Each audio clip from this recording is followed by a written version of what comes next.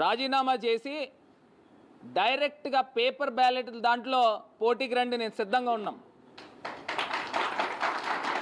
Paper బ్యాలెట్లలో పోటీకి రండి.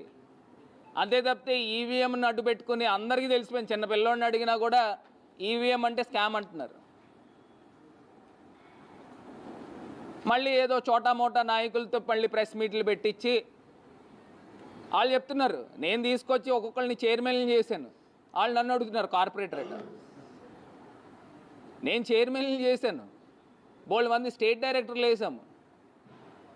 అసలు అవినీతి అనేది ఆ మరక అనేదే లేదు. ఈ రకంగా కార్యక్రమాలు చేస్తూ ఉన్నాం. పొద్దున్న లెగిస్తే డెవలప్మెంట్ డెవలప్మెంట్ డెవలప్మెంట్ అనే ఒక ఎజెండాతో ముందుకు వెళ్తున్నాం. గతంలో ఆ రకమైన కార్యక్రమాలు చేసాం. ఇప్పుడు అవన్నీ పక్కన పెట్టేశారు. నేను డెవలప్మెంట్ డెవలప్మెంట్ అంటే ఇప్పుడు వచ్చిన వాళ్ళేమో కలెక్షన్ కలెక్షన్ కలెక్షన్ అనే ఎజెండాతో వీళ్ళు వెళ్తున్నారు.